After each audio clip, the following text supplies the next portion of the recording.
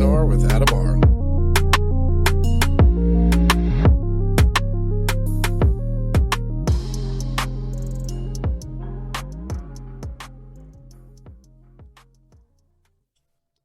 Welcome to 3PNR. I'm your host, Adam R. Joining me for this episode is Joshua Shapiro. Joshua, obviously you got started with the crystal skulls, right? That's what caught my interest for you. And then there's other topics that you covered that really caught my interest and I want to learn more about. Well, first of all, Adam, thank you for having me here.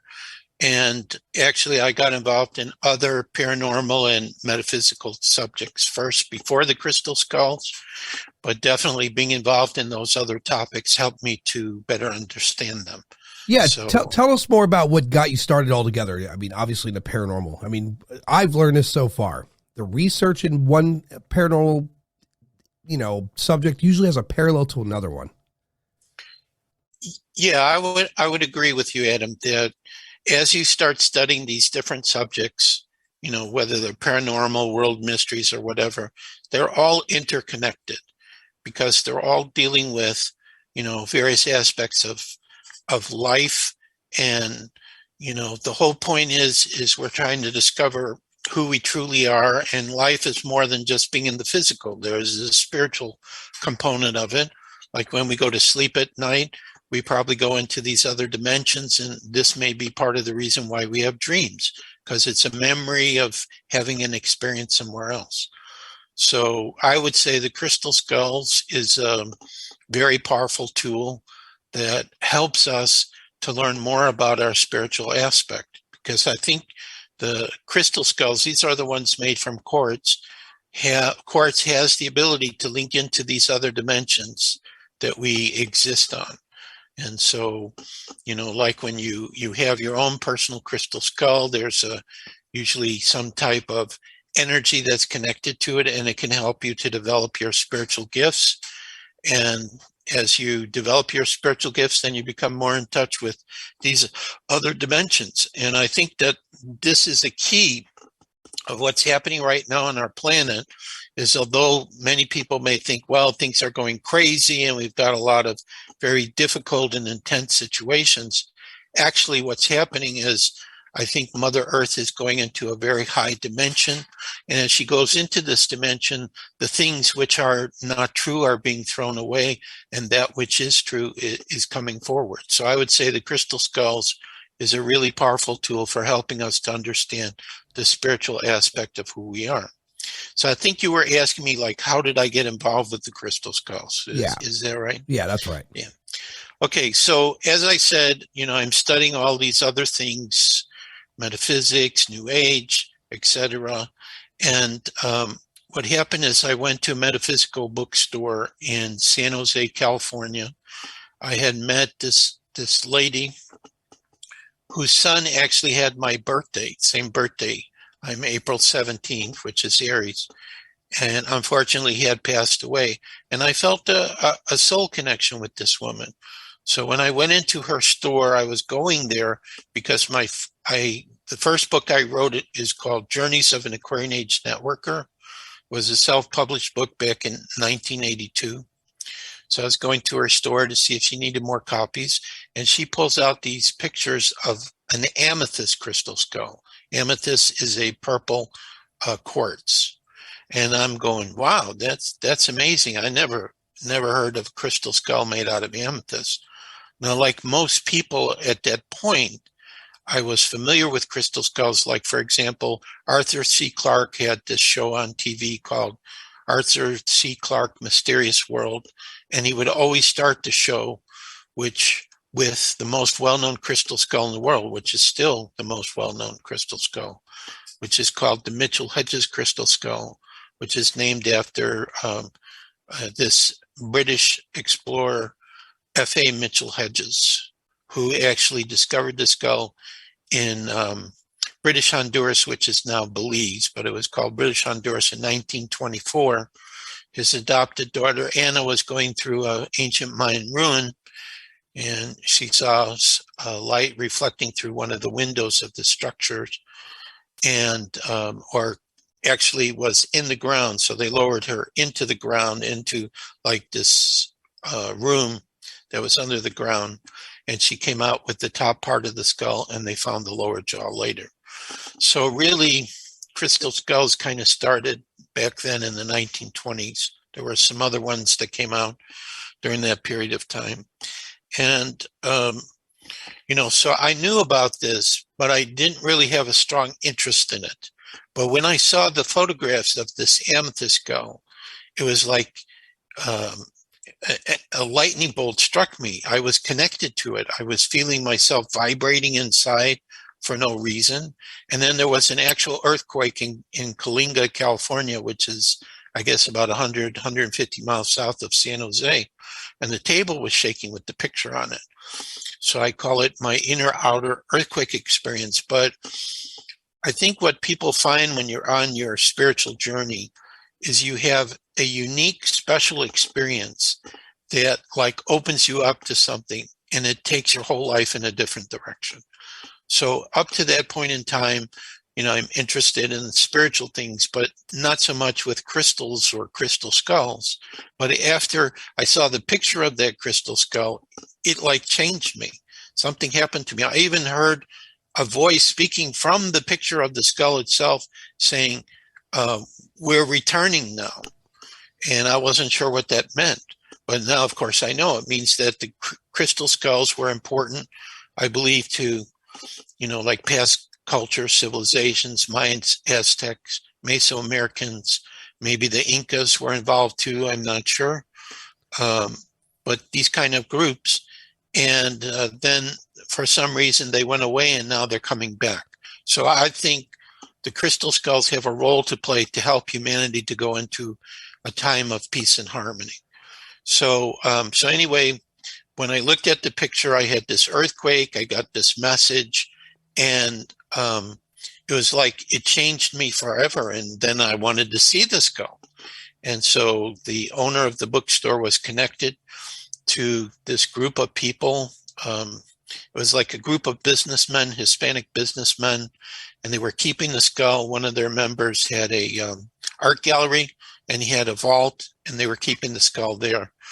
And so I got invited after I saw the pictures, probably a week or 2 weeks afterwards, to come to a showing of the skull. I guess they were trying to sell it. There was some guy who claimed he had a lot of money. So I went to this meeting, and then I got to meet the skull in person. And I remember they took it out of the vault, they put it on a table, and then they were letting the people there touch it. So I touched it with my right hand, and I felt like energy go through it. And ever since that time, in my mind's eye, I see that skull kind of floating over my right shoulder. So it's like connected to me. And ever since, I've been very connected to that. So after I had that experience, I thought, okay, I got some pictures I'll share with people about the experience, and that'll be it. But then a couple of years later, when I was in the San Francisco area, I met Sandra Bowen, who became one of my co-authors of the first book that I did on crystal skulls. We felt a connection, soul connection. We were in a relationship. I met her teacher, Fr. Nick Nasarino, and the three of us put a book together. So then I got really involved because Mr. Nasarino and Sandra had worked with a number of other skulls, so they were already familiar with this.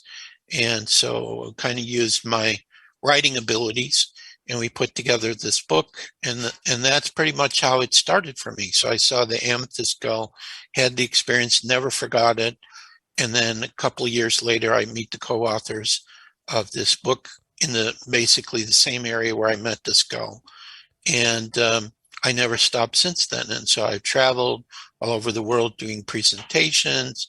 I've met many different crystal skulls. I've watched how the crystal skulls have affected people in their lives. And also one of the things that we do right now, which of course to the people listening, if we can help them with this, we have a really amazing carver in India who's been making these skulls for us. And since we've been working with them, we probably sold like 40 or 50 skulls, I would guess. So we help people to get their own crystal skull. So there's different types of crystal skulls, so your listeners understand. So there are ones that are very, very old, which people call ancient, that could be 1,000, 2,000, or more 100,000 years old. And so it means that we have no way to really prove it because other than legends or working with, let's say, spiritual mediums who can go into the energy of objects and can pick up on histories and things like that. And also because there's certain skulls, like the Mitchell-Hedges skull would be an example, that are done very precisely. Their shape is very precise to human bone skull. It's not something that can easily be done. And a matter of fact, up until I would say, maybe the 1990s, when we would see these very advanced skulls, we would go, how could primitive people have made such a thing? But now some of the modern carvers have very precise diamond tip tools. Like we have carvers we know in China who've actually made similar skulls to the Mitchell-Hedges skull, and they're very, very close. Because the problem is when you start cutting quartz, especially if you don't do it precisely in the correct way, like if you cut against the natural axis, the crystal can shatter and you lose all your work and you have to start again. You got to be very precise, doing it. Some carvers could take 6 months or a year to make a crystal skull. So we have these new skulls that are being done. We have the very old skulls that I talked about. And then there's also some in-between skulls that are not so sophisticated, that may be a couple hundred years old, that were created by these Mesoamerican people. They still have some energy, but they're not as precisely made, or they don't have the strong vibrational frequency that people seem to feel with the very, very old ones or the ancient ones. It's not impossible, because here's the thing: the properties of the skulls themselves could store data. Like we're science over a decade ago now. We're utilizing crystals and non-structured glass. We could store up to like something like 360 terabytes of data on a little piece of crystal or glass. Oh yeah, and they're very conductive, and we know that. We know to a certainty that they have conduction properties. We know that they can be utilized as, in some cases, tools. And there's, the chakra, where people use it for healing properties. Right. Not to mention they're pleasing on the eyes. So there's a lot there to be said for that. Now, the crystal skull, the original ones, right? Yeah, the very old ones. Yeah, the origins of those are, there is really, I don't know if there's really a way to date them. No, there isn't. Because, see, here's the problem. I could take, say, the Mitchell-Hedges skull, have it sit with one spiritual medium, and then take it to another spiritual medium, and they may come up with totally different histories and dates and everything. Well, maybe it's because some of again, these are crystal skulls. There's probably data, right, inside of them. Maybe one medium gets one bit of data and another one gets a different kind of data. I mean, you're talking about millennia of data. Right. And that is possible, too, because one of the things that has come up, like, for example, if I'm working with mediums or people who are spiritually gifted, and they are telling me what they're receiving, their impressions, there are certain commonalities that come up with different skulls. And part of it seems to be that the crystal skulls have traveled all over the world. So it's like different civilizations had them, and then they got passed to another civilization. So it's possible, a medium could pick up one of these civilizations, another one could pick up a different one. So, but I think that although, it's of great interest for us to try to understand how old they are, I think what's more important is the energies that they hold and how they can assist people in their lives. Like some people receive healing from it. Some people, like you say, if they're storing all kinds of information and knowledge, etc., some people are able to go in and receive that information that comes out. So it's like they're multi-tasking. They can do many different things. And it kind of mirrors, our modern computers, which are using quartz crystals inside also. Right. Because quartz crystal is able to amplify tremendously on an electric current that goes through it, plus the way that it's storing the binary data. So definitely, I believe that they could have been the ancient computers. And actually, there was one time where I went to Microsoft and I said, you work with the modern computers, maybe the crystal skulls are the ancient computers. It's very possible. I mean, you know, the same profound effect the skull had on you. I'd spoken some time ago with Bennett J. Vonderheide. He specializes in anomaly stones, right? These are stones that are pretty ancient and same profound effects and some properties similar. When you consider the construct of even our cell phones, I think people think just metal, but there's crystals and gold. There's all sorts of different materials inside a phone. Right. But there is one other thing that I've personally have experienced, and I've checked with other people who are what we would call crystal skull guardians, and they talk about the same thing. And that is that somehow, whether it's the shape or the material or the combination of the shape and the material, I almost have the sensing that there is a living consciousness, which is non-physical, that's able to work through the crystal skull, and it gives them almost like they're alive, like you're talking to a person. Like, for example, we have one crystal skull called Portal de Luz, Portal of Light, which is a 10-pound smoky quartz skull, which is a new skull or contemporary skull that was made by a modern carver in Brazil, who I know. He's a friend of mine, and he's very talented, and he's probably made, like, who knows, hundreds or over 1,000 crystal skulls. That's how talented he is. And that was really the first one that came to me. And this one from the beginning is already talking to me. And the way I hear the conversation is in my mind's voice. I have these thoughts that just show up, but they're not coming from me. And I have this crystal skull next to me. And so it feels like, you know, there's an intelligence or there's a person that I'm dealing with who's working through this crystal skull. So I think that if this is the case, that there are, let's say, intelligent beings that are able to use the crystal skull, this gives them a way to have an interaction with human beings without, you know, driving us crazy. Because, you know, when you're looking at a crystal skull, it's like, you know, you're looking at a person. And they can record things that are happening here, but they can also share with us their knowledge and their wisdom.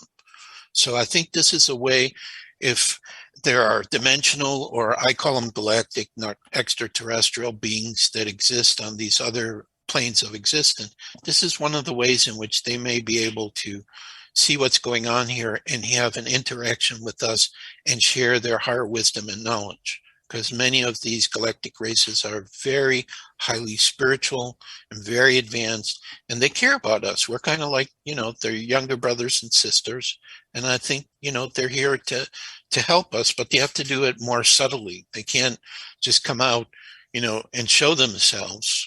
If they could, they would have already done this in mass. Right.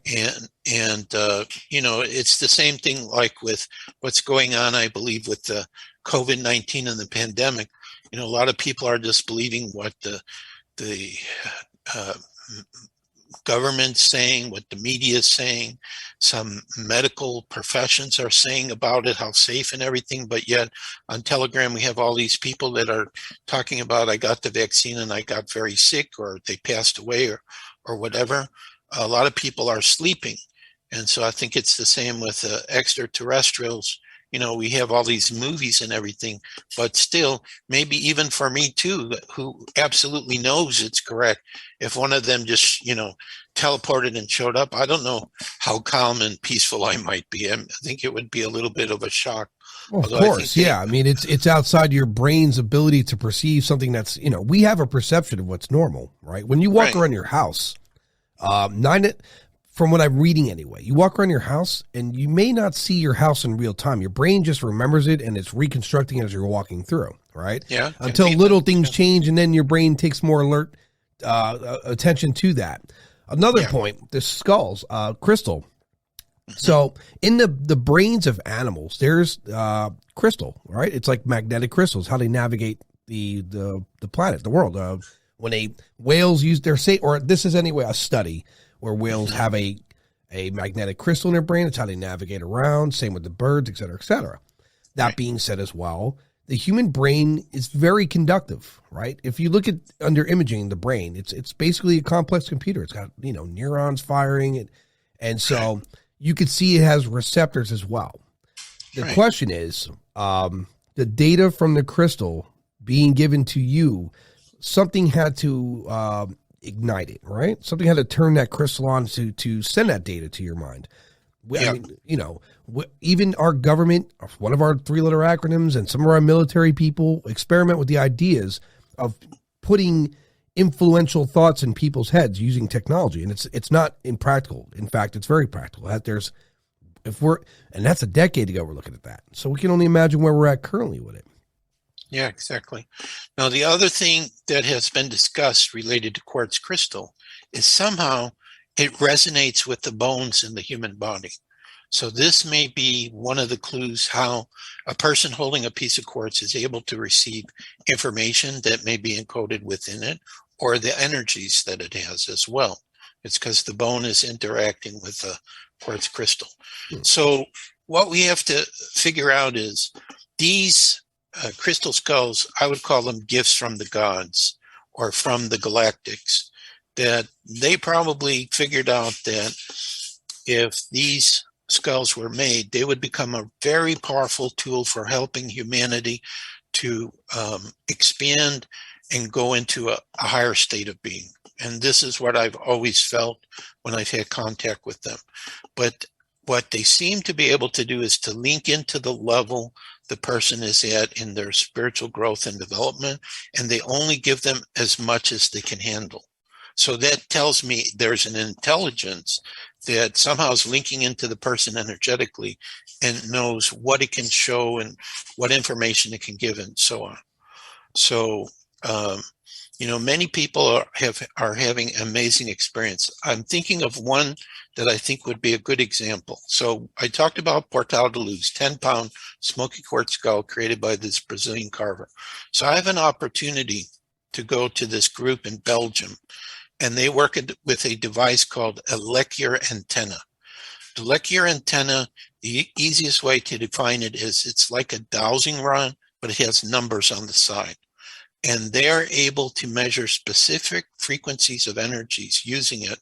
So this is how they know, like if they're going to test somebody, and see what's their condition or what's their problem or what's their challenge. When they get their readings, they know exactly what's going on because they know what the numbers mean. And this rod moves by itself, like a dowsing rod. If it sees water, the rods move apart. Well, this Lecuyer antenna does the same thing.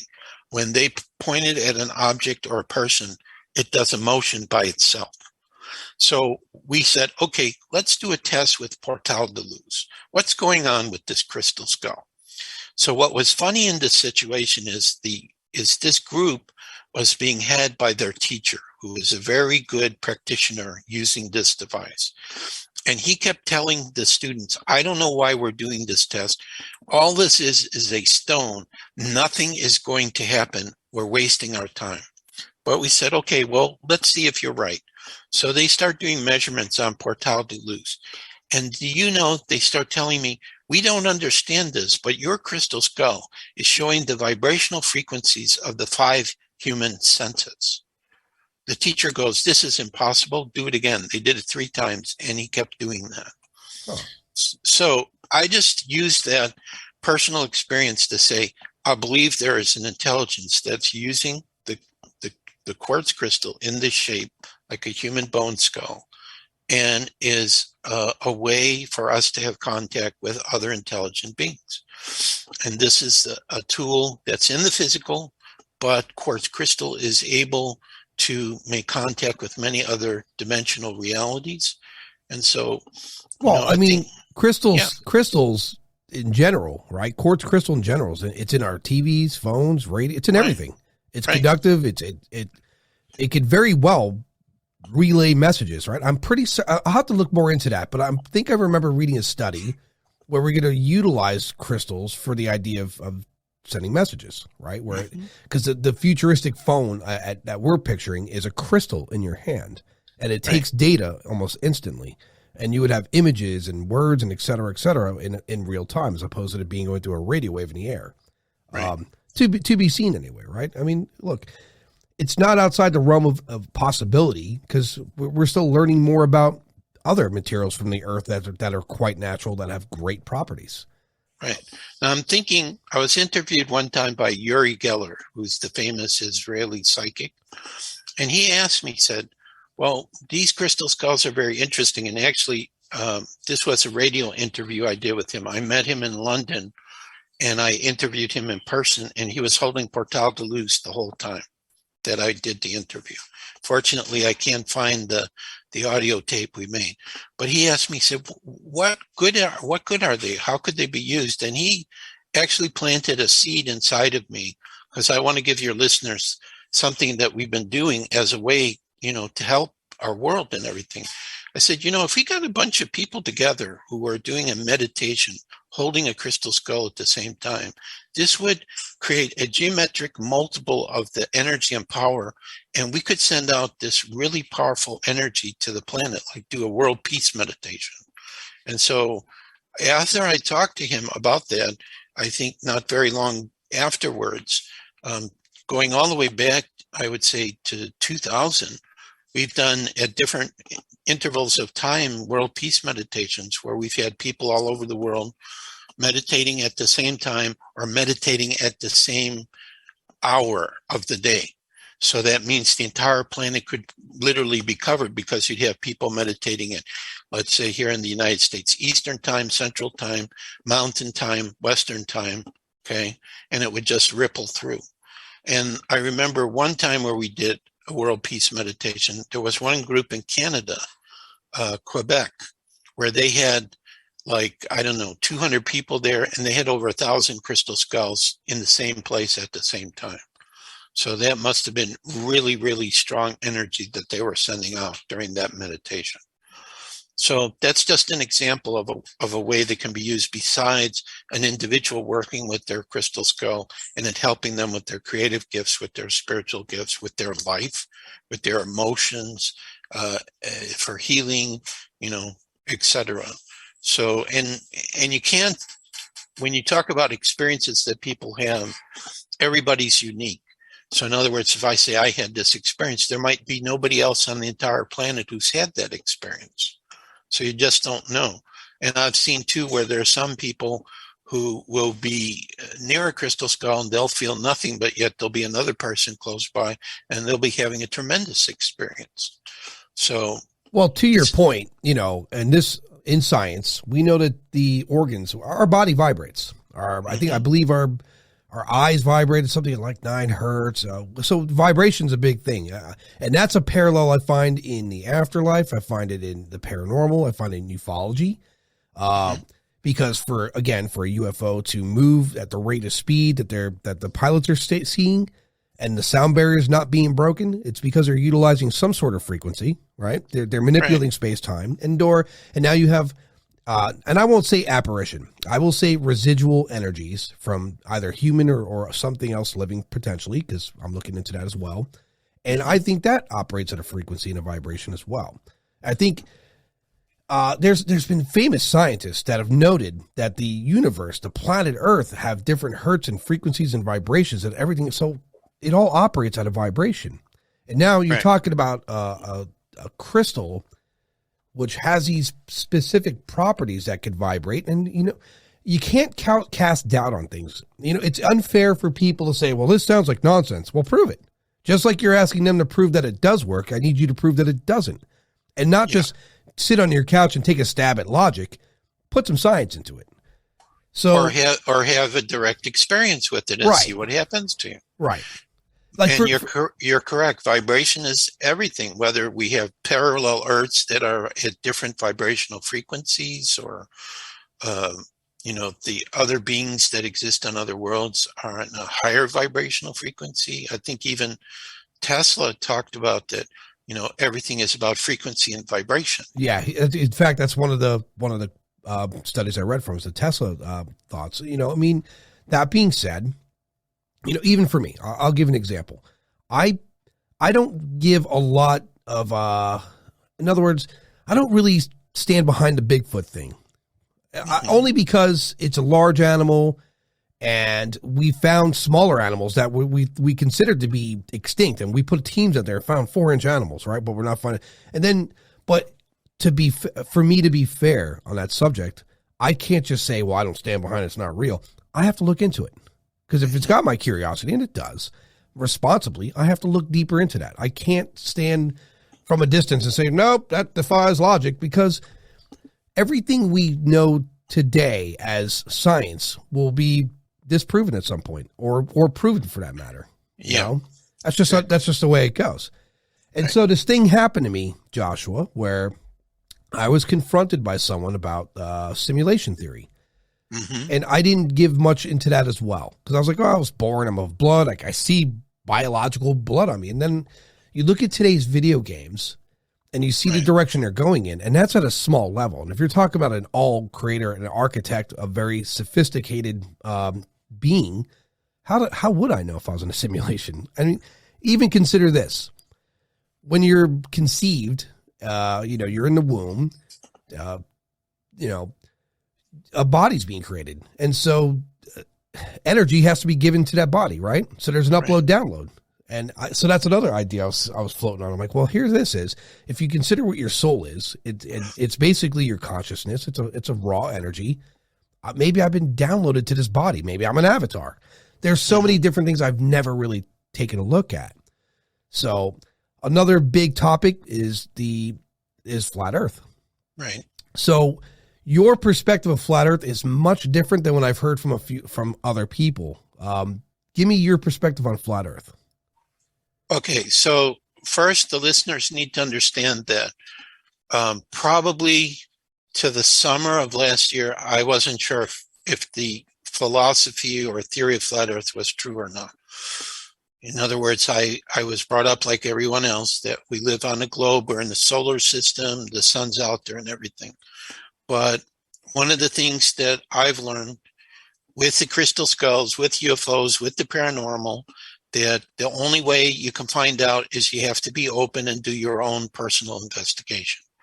So where flat Earth came to me was through a gentleman named Iwar Anand.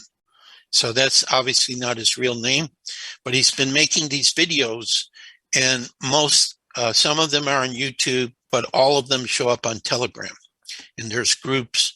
So I saw on Telegram somebody was recommending his first video series, which was, I don't know, I think it was 8 or 9 parts, 5 hours.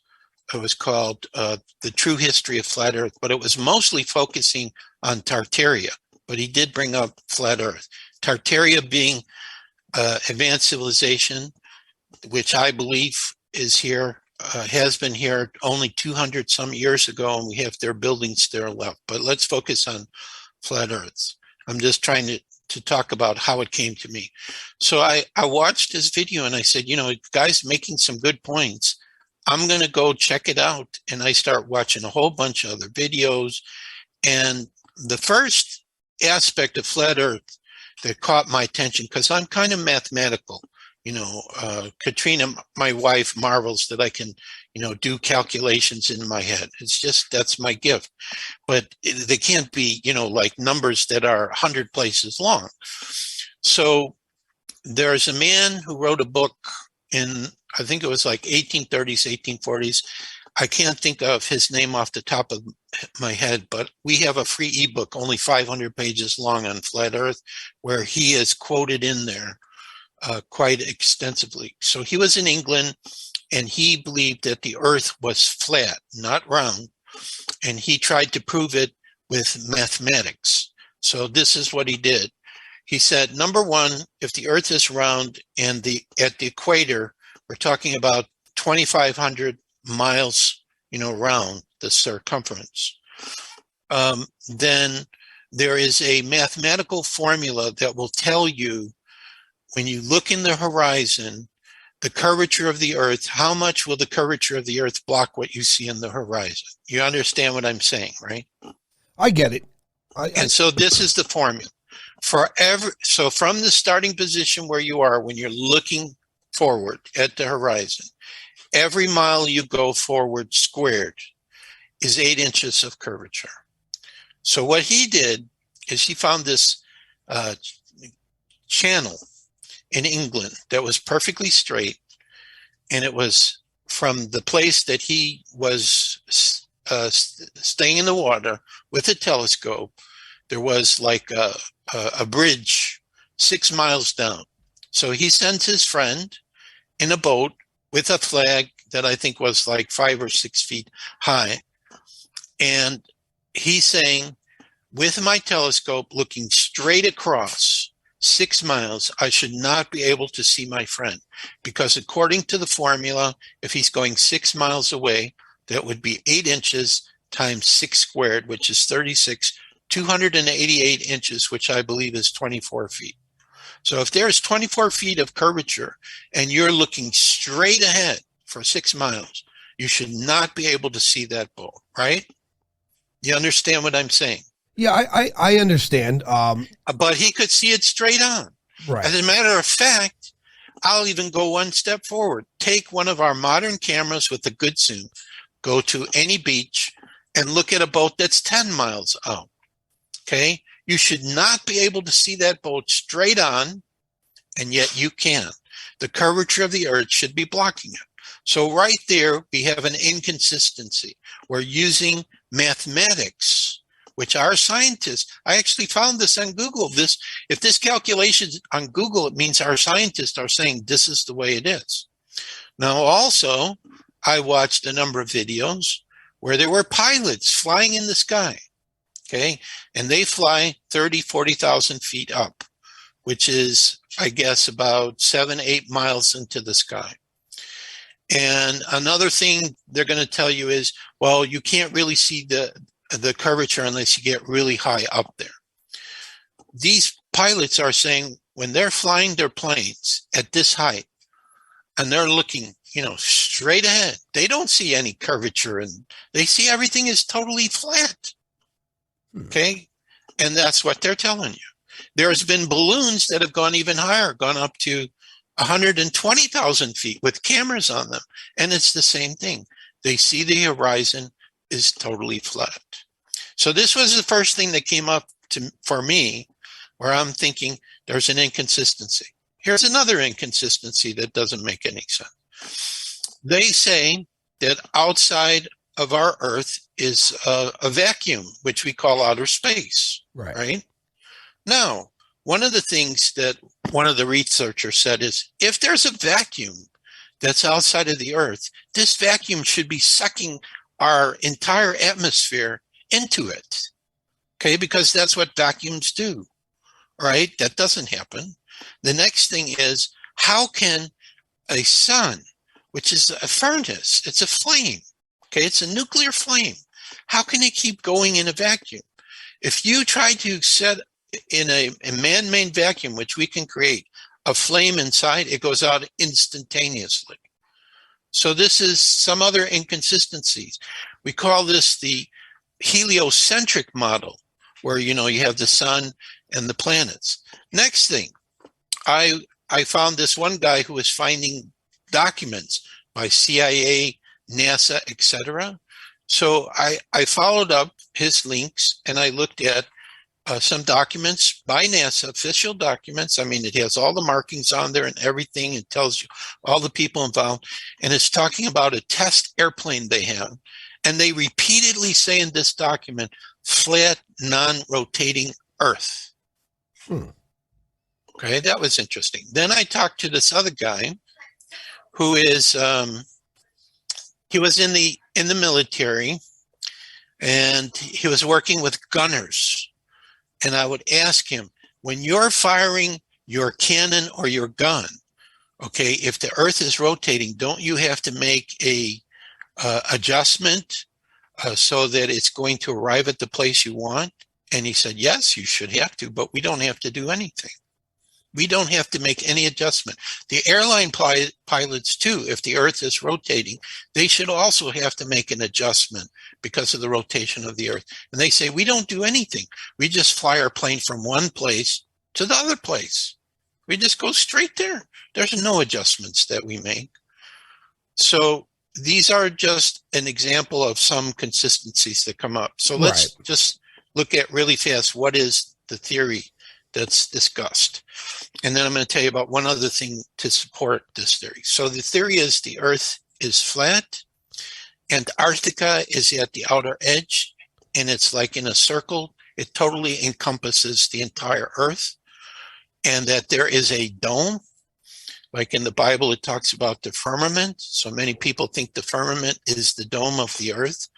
So what's holding our reality here is this dome that totally covers the planet. Underneath the dome, and this is, again, going to shake a lot of people up, they say about 50 miles up is the sun and the moon. They are self-illuminating lights. They are very tiny. They're only like 30 miles across. And there are different things related to the rays of the sun and the way that the sun moves that it might make sense that the sun is underneath the dome.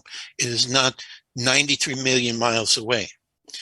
For the dome, there's a video I have, and we have a channel just for Flat Earth on Rumble, where these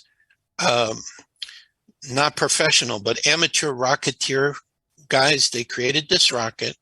They sent it up into the sky. And when it reached 73 miles, and they had a camera on there, so it's showing you what it's doing, all of a sudden it stops in the sky. It does not move. 73 miles up, it stops in the sky. Something is holding on to it and blocking it. Huh. Another thing that also came up, which is interesting, is they have what are called sprites, which is kind of like an oranges type of light that very high up in the atmosphere, above the clouds, it's like a form of lightning. This light just shows up, but it shows up in form like a sprite or elf. It's a very interesting form, or an angel, like one form was an angel. There were scientists who took a plane up that high. They were able to record it. I saw it on another video. It's really absolutely amazing. But where is that coming from? And the only possibility I can think of is that, as you were talking about, our planet is vibrational and frequency electromagnetic. There's something about the electromagnetic energy of the planet and the dome where somehow those two forces are working together, and these lights, like a form of electricity, is showing up there, but it's not the electricity that we see when there's lightning. It's completely different. Well, okay. First for me, so I don't subscribe to the flat earth theory personally, but I do make room to learn about new things. Right.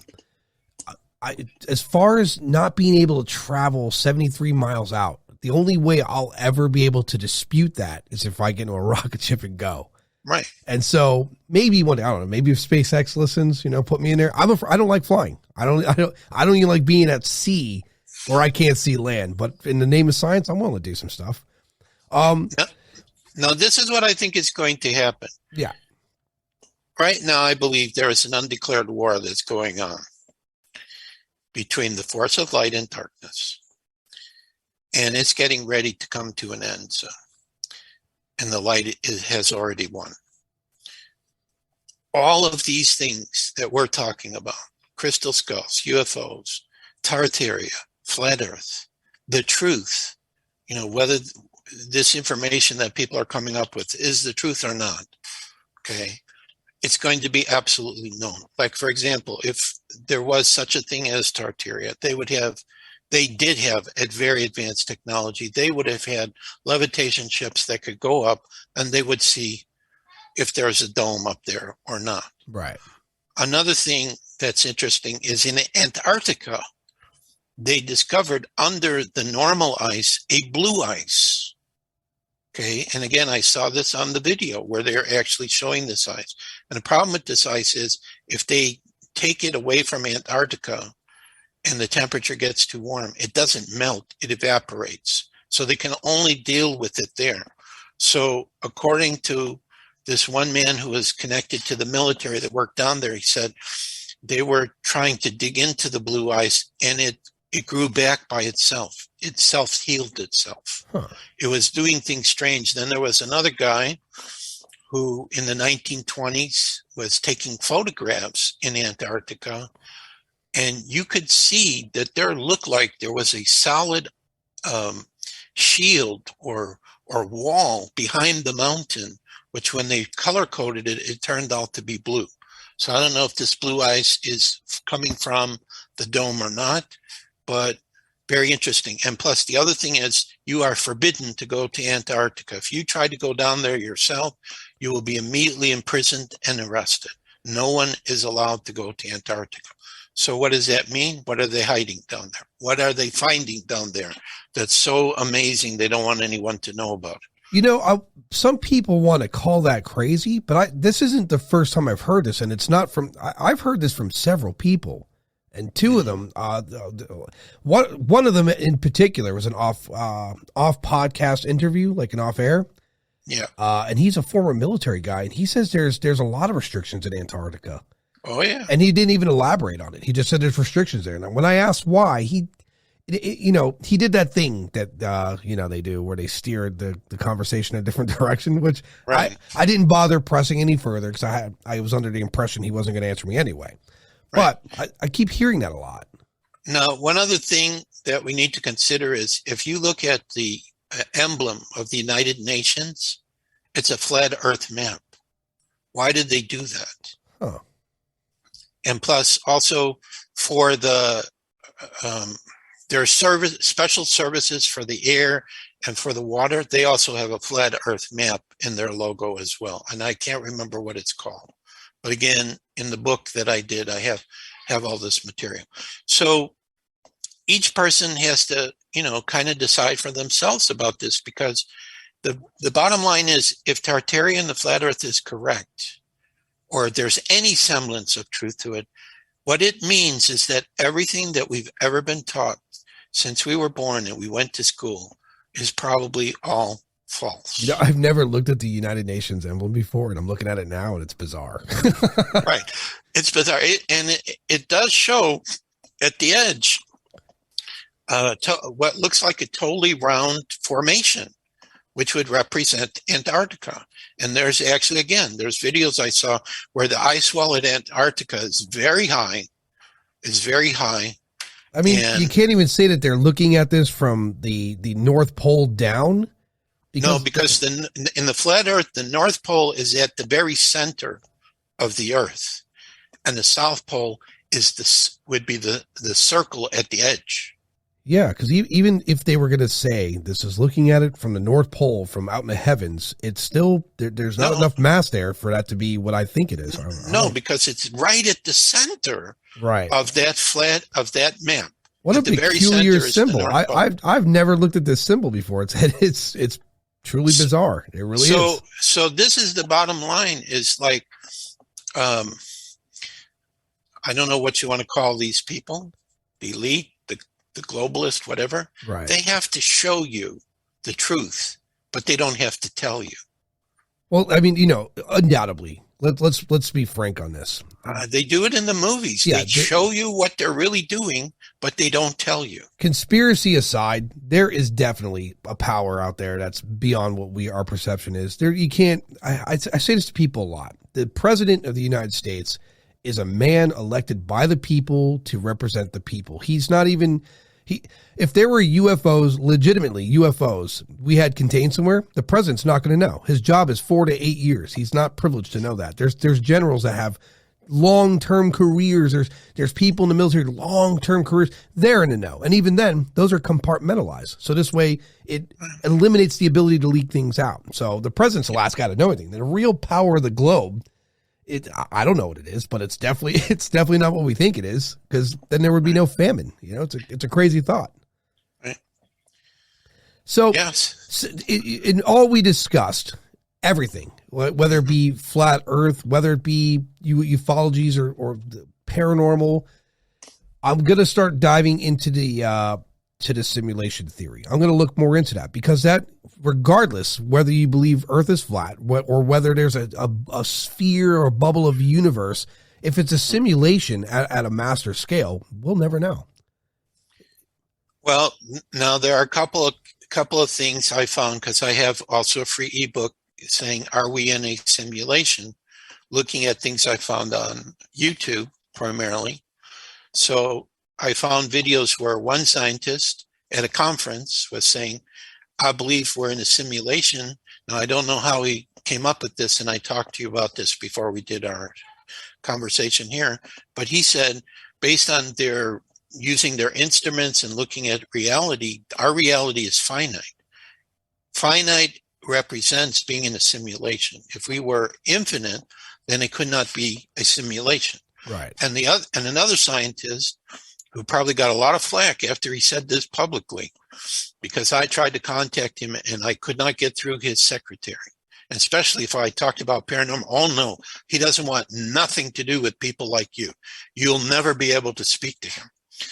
He said at the same conference that he discovered under physical reality that there's a binary code sitting there, which obviously would represent being in a computer simulation. So those were two things that came out of this conference. But the kicker, the biggest one that I've come across, and I've actually been to this place, there is a gigantic stone door in the southern part of Peru near Lake Titicaca. It's called Amaru Maru, but the local people have another name for it, and I can't remember what they call it. But their name means gateway to the gods, or gateway of the gods. And the local people down there claim that at certain times through this solid stone door, these tall hooded beings walk through. These are the gods. So I have a friend named Jerry Willis who takes people to Peru. He was interviewed. I can't remember the name of the lady, the researcher who did the animal mutilations. You know what I'm talking about? Oh yeah, I forgot her name. Glasses, brunette, older woman. Yeah, yes, exactly. Yes. So she interviews him because she believes in computer simulation too, or she's come up with research where this has come up. And Jerry says, well, I met this shaman down in Peru, and he taught me a tone, a melody, something that I sing in front of this gigantic stone door, and I'll be able to go through it. Real quick, the spelling of that is ARAMUMURU. That is an enormous carving. That's crazy. Yes, it's gigantic. So he goes to this door. He says his wife, just married, is with him, watching him. He does the tone, and he steps through. So here's his story.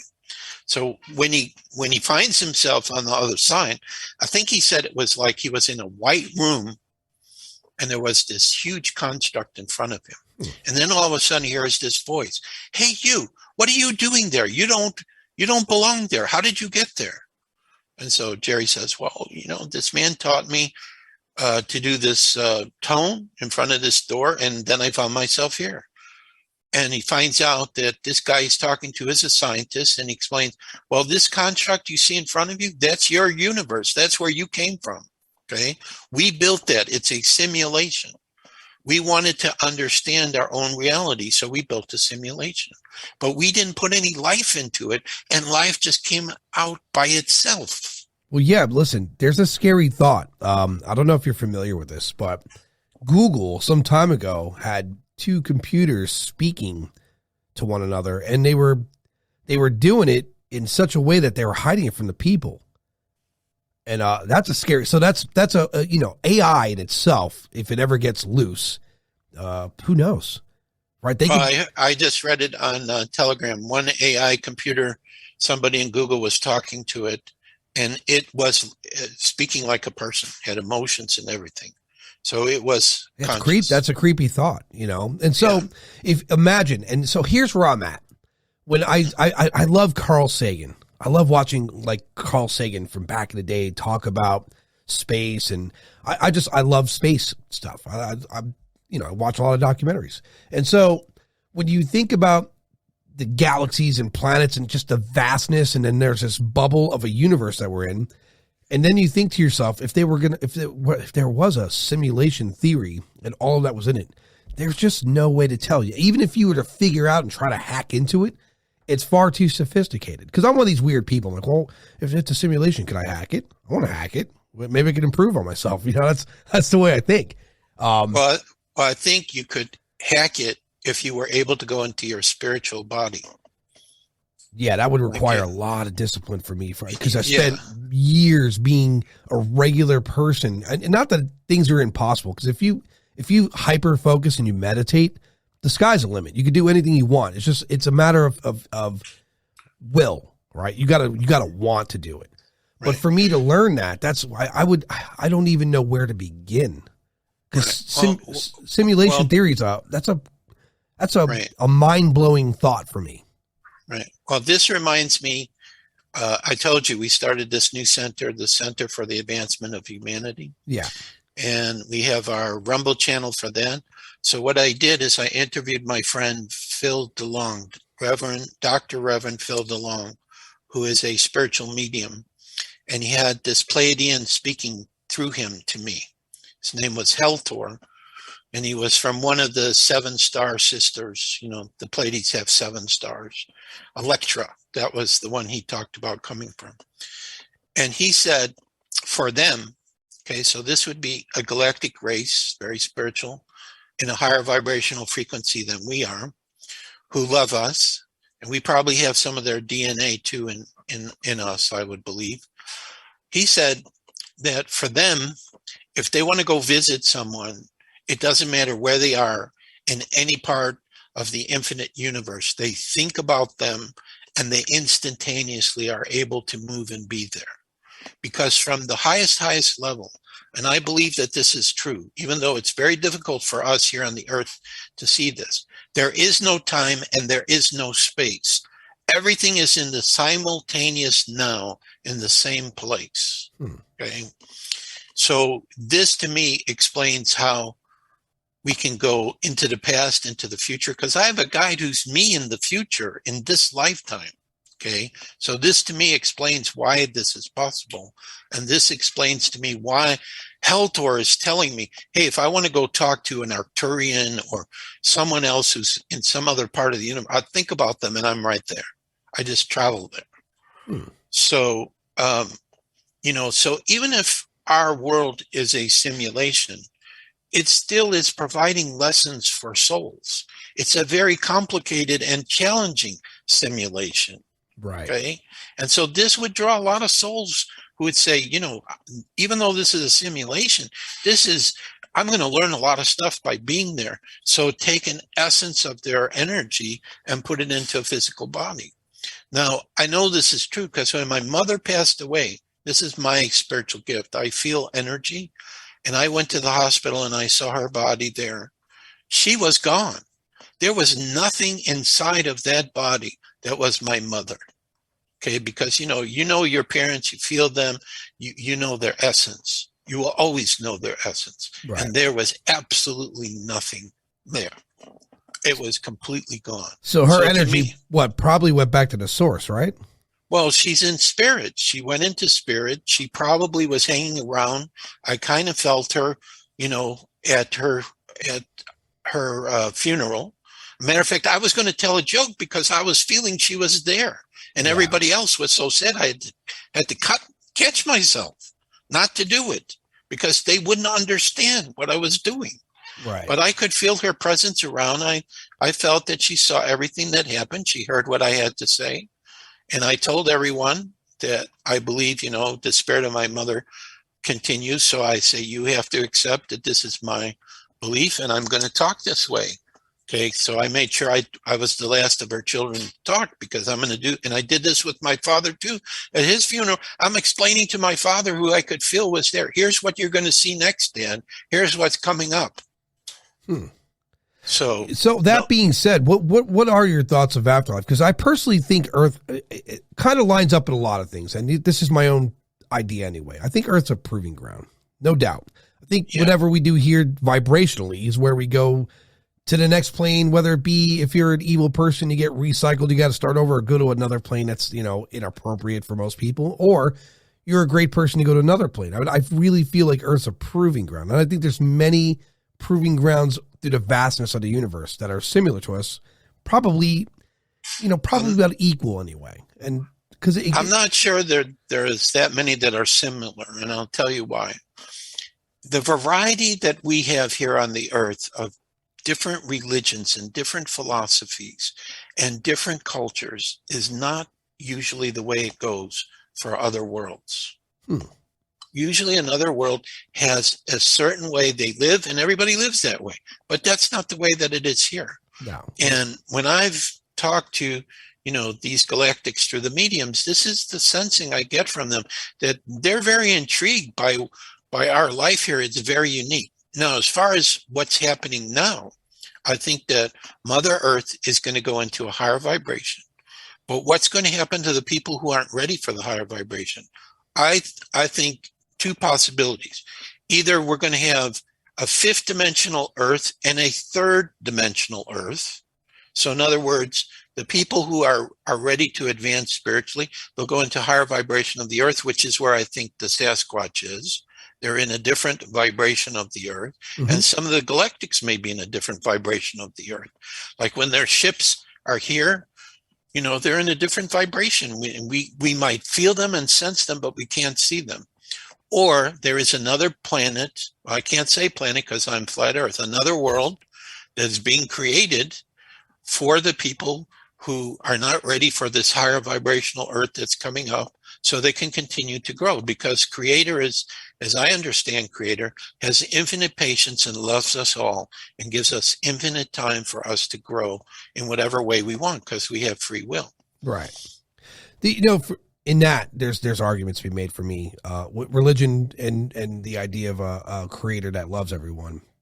When you see like a tsunami kill 250,000 people, and you see 80,000 children killed in an earthquake, it's tough for me to swallow that there's something out there that loves us undoubtedly, and it's the most powerful thing in existence. How could it let these atrocities happen? That's what bothers me. I have part of an answer for you on that. Sure. Okay, if we accept there is this war between light and dark going on, and the globalists and the elite have been controlling the world and have all these advanced technologies, there's a document that I saw on Telegram which made an impression on me. Supposedly from them, you got to sign it if you want to work with them, okay, with some kind of secret agreement. There were two key points discussed in the document. One is, we're going to create poisons. So I would use COVID-19 as an example. Right. COVID-19 obviously is a poison. It's making people sick. People are dying from it. But then the solutions these people are going to come up with will be another poison. Constantly poison. Poison the food, poison the water, poison the air. Okay? Well, that kind of makes sense. We're seeing that going on. But here's the part that totally shocked me. These people who some say they believe in Satan, they said, Prime Creator, this is a secret that no one must know. Prime Creator only allows us to be in charge of this world if the majority of people agree to follow what we tell them to do. If people say no, which is what they're doing, they're protesting the mandates, the masks, everything that's going on now. Hundreds of thousands of people all over the world. If the majority of people say no, we will lose everything. And that's what's happening right now. Yeah. So in other words, the souls, okay, this is my explanation. It's still hard from a human perspective. Every soul is choosing all the experiences they have, okay? Whether it's to balance karma or to go through a place where it's total paradise in heaven, or a place that, maybe is very challenging or like hell. For whatever reason, we can't understand, but the soul is going through experiences. Maybe it has to balance things it did another time. Maybe in another lifetime, it was a torturer, so now it's being tortured. Maybe another lifetime, it created a device that created the tsunami, and so now it has to experience. I don't know. But one time I was asking inwardly to myself, and I said, I just don't understand how each of us individually can have a value for God or Creator, because we're so tiny and insignificant compared to everything that exists. And a voice answered me. He said, It's your unique experiences, of course. Huh. That was the answer. To, The very simple answer. To that point, I had some time to think to myself.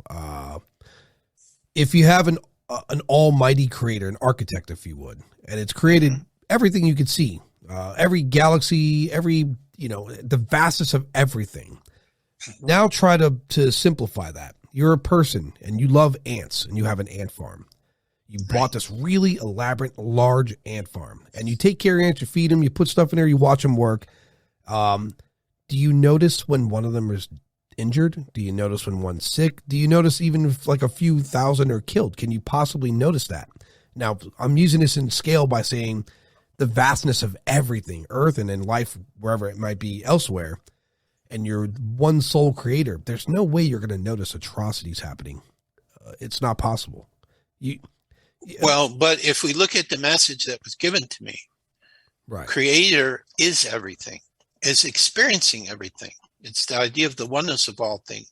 And Creator wants to experience every conceivable possibility. Right. That's what the message is saying.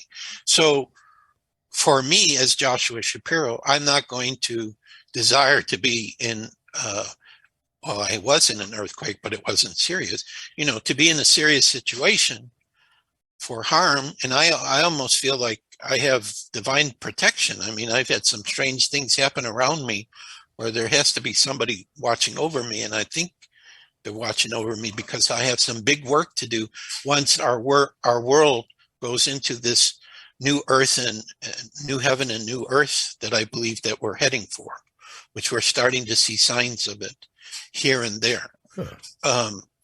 So, I just think the key, well, let's say this, the crystal skulls have helped me pretty much to stay in the neutral. Okay. Like when I'm looking at different people in different situations, of course, because I'm 67 years old, I have a lot of experience. I'm going to see certain situations come up for younger people, whether they're family members or friends or whatever. And I'm going to want to talk to them about it and try to help them to prepare them. But in most cases, the person doesn't want to listen because they want to have their own experience. They want to do it their own way. Right.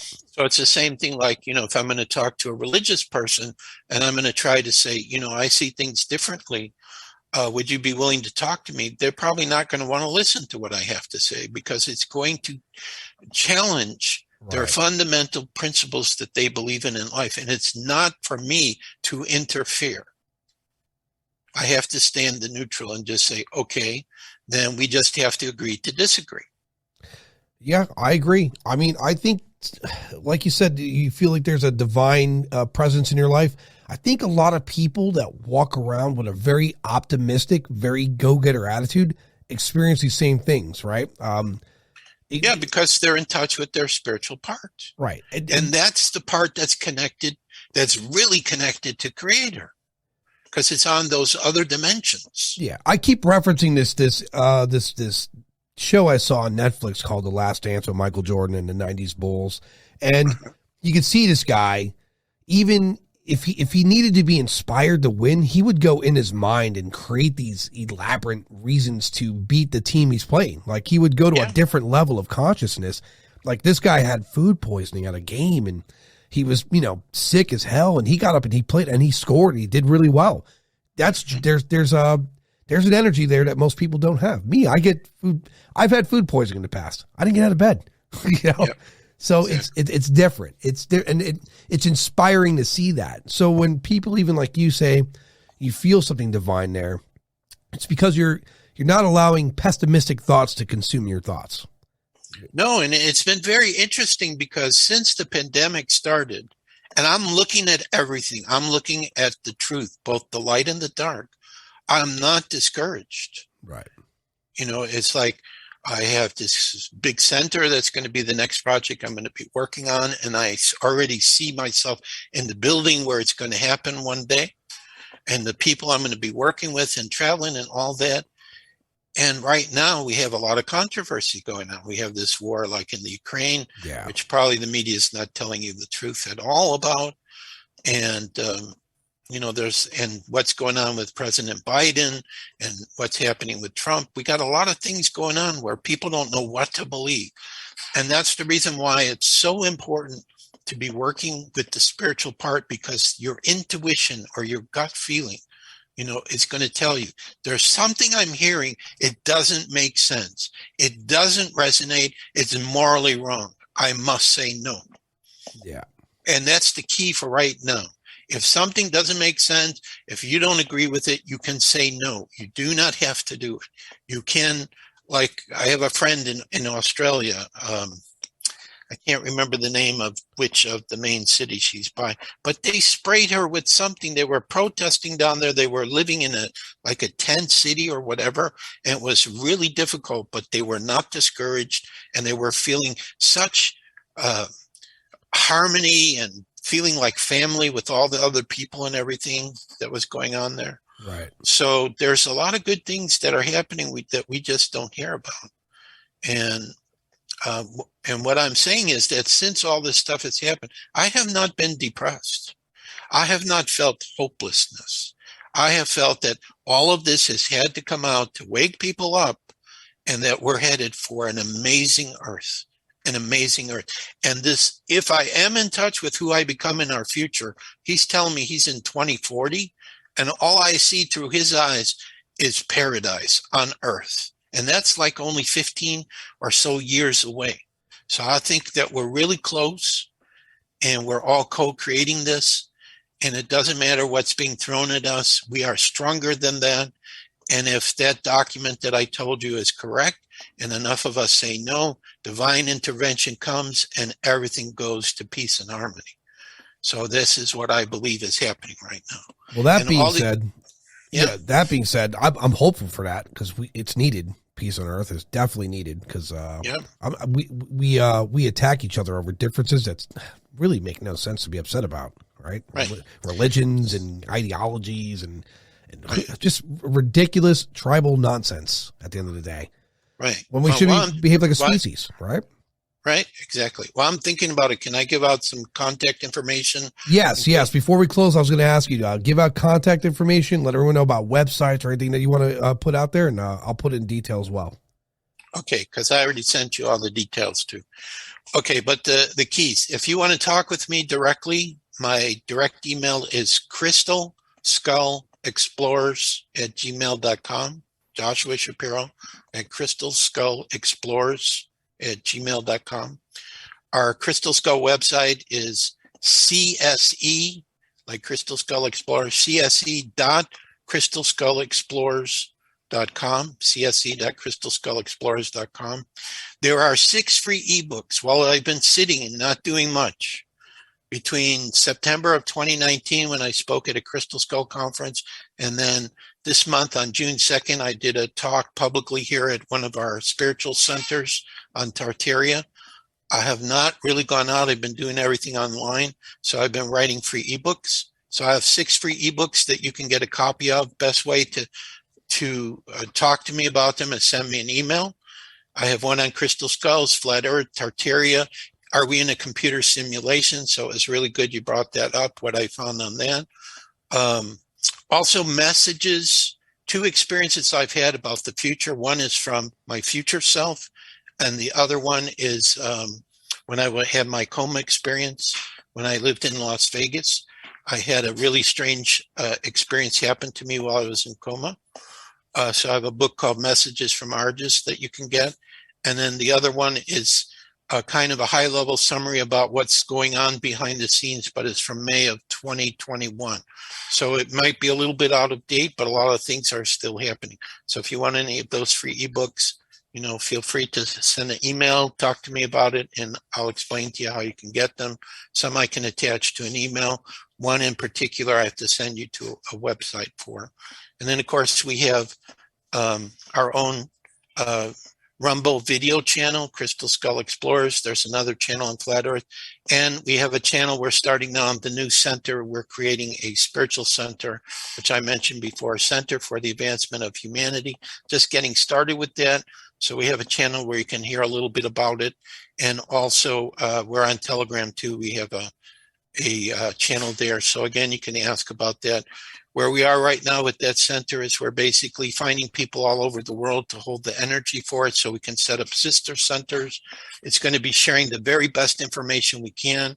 So if it's something that resonates with you that you might like to participate and help work with us or just be a member or just know more, just let me know. So those are the things I'm doing right now, keeping busy as a typical Aries. Excellent. Joshua, it has been a pleasure talking to you. I enjoyed our conversation. For those that are listening, I'm going to, whether it be day, night, or, good day, good evening, whatever it is for you, I'm going to talk to Joshua in post, and we're going to say good night to everybody. Okay. Thank you, Ed.